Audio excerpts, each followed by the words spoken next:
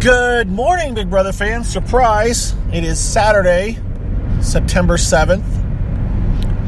And as I am out on the road on my way to a cross-country meet by myself, I thought I would throw up a little car cast talking about Big Brother. Don't have any big news or anything, so this won't be terribly long. But I thought I would jump on here. Remind you that we do have our Big Brother Gossip Show, 9 p.m. tonight. So be sure to tune in for that, where we'll be talking about much the same stuff that I'm talking about right now. And there's not a whole lot to tell. There really isn't. I mean, we can analyze the game, the Thursday show. They did have the head of household competition yesterday. Swaggy and Bailey made it in. It sounds like Bailey told someone, I think Holly. I'll have to look it up when I have my notes for the show. That Jackson has a negative perception outside the house, maybe. I don't know. Frankly, there's the TV perception and there's the live feeders perception, and I'm not sure that Bailey and Swaggy are in tune with the live feeders perception at all. I kind of doubt they are. So she may be telling him kind of the perception that, well, he's not, he's got some negative, but I don't know, whatever. It sounds like the head of household competition had some kind of a comic book theme, which makes them think that for sure that the next competition will be the BB Comics, and Julie announced it, so I don't think they're being secretive with that information. And it was some kind of a quiz. It only lasted about an hour and a half at the most, I think. I think it was, feeds were down from like 9:30 to 11 or so. So, and that may seem like a long time for a quiz, but there's the talking with Swaggy and Bailey and the getting set up, and there's just a lot that can go on in that period of time that it doesn't amazingly take that long to get a competition done. But apparently Jackson completely dominated. They're just, Big Brother Production's got a bit of a dilemma. They've got to figure out how are they going to paint Jackson if he wins this whole thing. How are they going to portray him in a great light, considering it would have been like if Cody had a shot at winning, right? Jessica and Cody, right? It was Cody, right? Just because he had some negative connotations going on. Or if Monty had managed to get to the end based on things he'd said early on. It's just that potential for a character that's he's got a lot of skeletons in his Big Brother closet. Jackson does. And if he manages to win it at the end, there will be a lot of fans who will be very happy to throw up all kinds of shade about Jackson and about what an undeserving winner he would be. I'm not saying I think that he's an undeserving winner. I'm saying that there are people that feel that he would be. I don't really care who wins among who's left. I think I said it yesterday. I know I said it on Periscope. I think they've all played the game in their own way. I think Jessica was the last one who hadn't really played the game much until it was way too late into the game. And still, even on her exit interview, seemed clueless as to what was going on. So I'm fine with any of these people winning. If they can get to the final two and can get the votes, they deserve it. This isn't going to be a season that will go down in history, but it's not a horrible season overall. So head of household competition's over. Jackson did nominate Cliff and Tommy. Cliff pretty much volunteered to go up. So it happened. And so now we've got the power veto competition today. And it may be a daytime thing. It may be an evening thing. Don't know.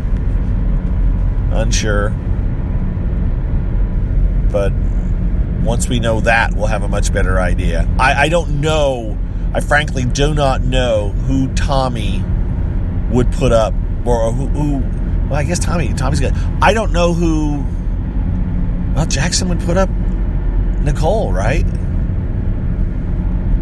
If Tommy comes down, Nicole goes up. Now, the question is, who do Holly and Tommy vote out between Cliff and Nicole? Neither of them are terribly amazing competitors. So who's likely to get the votes? And they're both kind of sympathetic characters that could get votes. And maybe some of you have been watching the feeds a little bit closer than I have the last few days and know exactly who Holly and Tommy would target. I don't know. I don't know myself. We'll speculate about that next week if it even happens. Tommy's got to win the power veto, first of all, for things to change as far as they're lined up. So,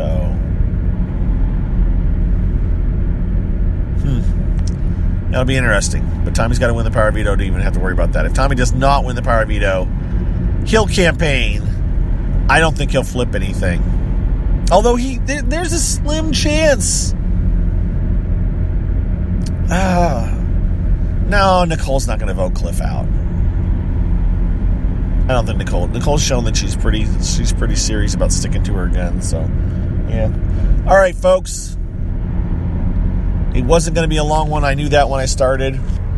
I do have a winner drawn for the bag, for the second bag, for the Big Brother Gossip Show bag. And I think we're going to announce it on tonight's show. So I did that drawing very late last night. I'm like, oh, God, I got to do this. Now I got to mail them out. I got 3 things I have to mail. And I will get them all done next week. And then I can stop having that hang over my head. I would do it today, but being at a cross-country meet, post office will be closed by the time I get done with all that. But then again, I don't know what I'm going to do. Yeah, I'm not doing it today, I don't think, either way. So, anyways. So, be aware that the winner will be announced on tonight's Big Brother Gossip Show. And that's all I got. All right. Sorry, I'm kind of half spacey. It's been a long day already. Not really, but I've been up for an hour and a half. So I'm going to go run around a cross-country meet and yell at kids. It's good therapy. Run! Harder, faster, go! And then my voice is shot. And then I'm sore tomorrow. Oh, it's just a good time. It really is. All right, that's it. I'm out of here.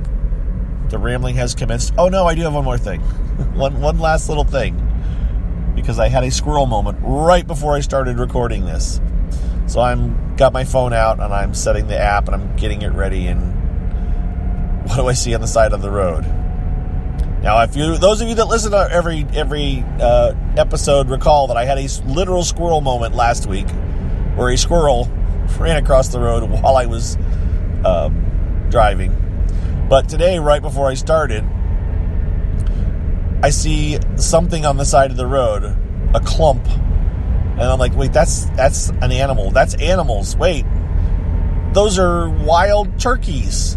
There was about 6 wild turkeys standing on the side of the road. I kid you not. Those things are supposed to be incredibly hard to hunt. Like people that hunt turkeys, it's like a real nightmare. But I have seen, and I know they've been actually trying to reintroduce them in Indiana over time, and I know it's been fairly successful. And I've seen more than every year. I see a couple of different times where I see a group of them. A couple of Thanksgivings ago, at my mother-in-law's house, I looked out the back window, and there was I guess it's a flock, probably 20 or 30 wild turkeys kind of moving through the woods Then they came into her backyard, and then they went through her front yard, and then across the road into another field. It was just kind of cool to see. This time it was just 6 of them right by the side of the road. They were standing there. I almost wanted to go back and beat my horn and say, "Get away from the road, you stupid birds!" But there you go. Saw a turkey or turkeys, and that was my non-squirrel moment of this morning. All right, with that, after I'm being passed by a really loud truck, I will sign off and wish you a happy Saturday. Talk to you guys tonight on the Big Brother Gossip Show. And then after that, Monday. All right, everybody. We'll see you later. Bye-bye.